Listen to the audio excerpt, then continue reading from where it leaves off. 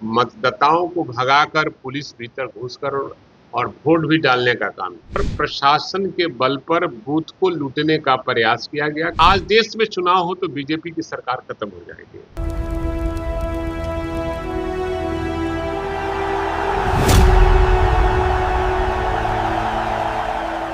कल जो मतदान हुआ है उसमें सरकार ने जिस तरह से जबरदस्ती और वोटरों को रोकने का प्रयास किया गया, इससे तो साफ लगता है कि बीजेपी अपने आप को हार मान रही है और प्रशासन के बल पर बूथ को लूटने का प्रयास किया गया। कई बूथों पर मतदाताओं को भगाकर पुलिस भीतर घुसकर और वोट भी डालने का काम किया।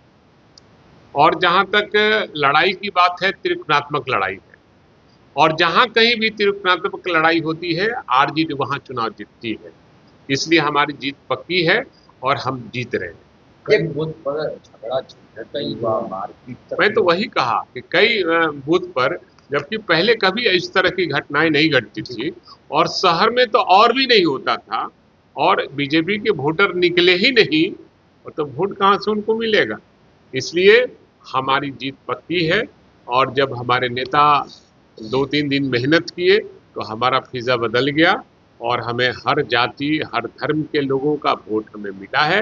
इसलिए हमारी कैंडिडेट जो है वो रेखा गुप्ता कुमारी जो है वो चुनाव जीत रही है। इस साइन ऑफ इंटीग्रेशन को आप कैसे देख रहे हैं? आपका बहुत लंबा कैरियर रहा है अभी तक का, कि वोटर नहीं निकलेंगे, अपने आप में कितनी बड़ी चिंता। लोगों को बीजेपी के खिलाफ में एकदम अपना मन बना लिया था और आज देश में चुनाव हो तो बीजेपी की सरकार खत्म हो जाएगी, क्योंकि हर आदमी इंसान चाहता है कि हम बेरोजगार हमको रोजगार मिले, महंगाई पर रोक लगे और जो ये अपराध पर भी रोक लगे।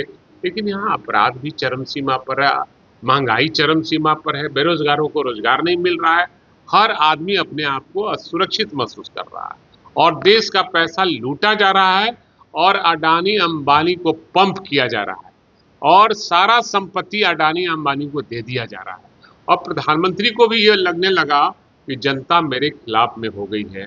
इसलिए जनता को और मैं नौजवानों को और छात्रों को बधाई देना चाहता हूं और मैंने पहले ही कहा था कि नेता पर विश्वास मत करो, तुम आगे बढ़ो, नेता अपने आप पीछे पीछे चलेगा, जीत तुम्हारी होगी, देश की जीत होगी और जनता की जीत होगी।